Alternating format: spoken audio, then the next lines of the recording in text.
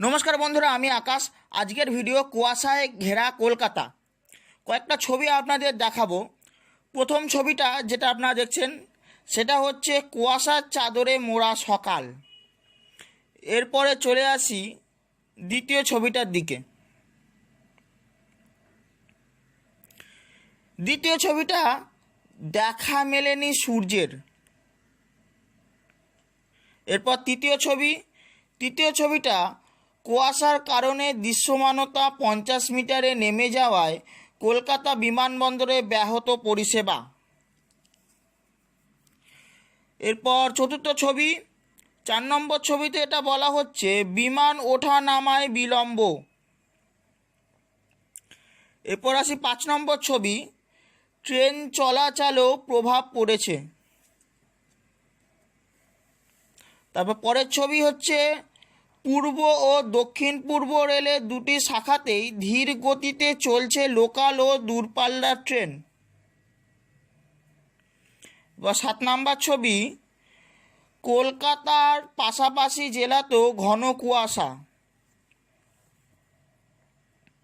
এরপর 8 নম্বর ছবি, হুগলি, নদিয়া, 2 24 পরগনা, দুর্গাপুর সহ বিভিন্ন এলাকায় কুয়াশার কারণে সকাল থেকে রাস্তায় গাড়ির সংখ্যা কম। এরপর 9 নম্বর ছবি, প্রাত ভ্রমণকারীদের সংখ্যা হাতে গোনা।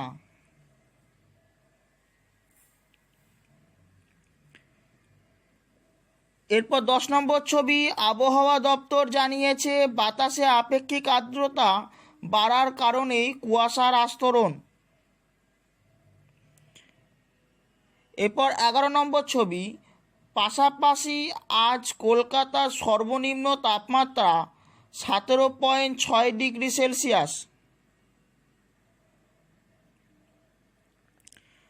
12 নম্বর ছবি, স্বাভাবিকের থেকে 2 ডিগ্রি বেশি, বেলা বাড়লে পরিষ্কার হবে আকাশ।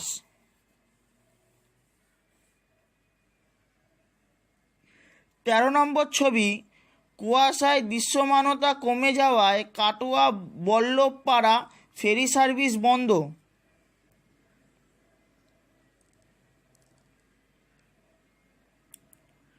14 নম্বর ছবি, নদিয়া জেলার সঙ্গে পূর্ব বর্ধমানের যোগাযোগকারী অন্যতম ফেরিপথ হল কাটোয়া বল্লভপাড়া ফেরিপথ।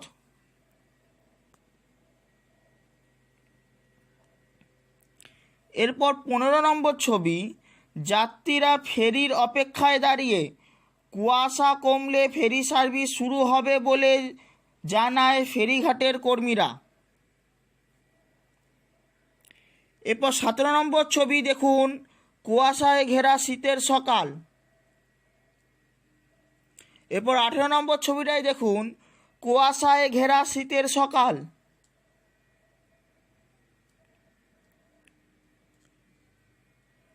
এরপর 19 নম্বর ছবিতে দেখুন, কুয়াশায় ঘেরা শীতের সকাল।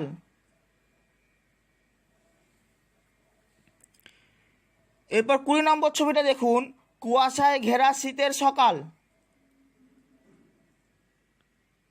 এরপর 21 নম্বর ছবিটা দেখুন, কুয়াশায় ঘেরা শীতের সকাল।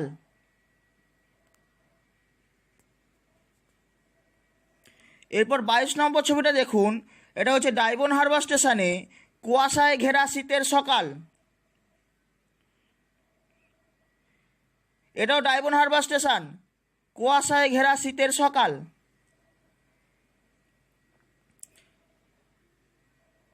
Diamond Harbour station.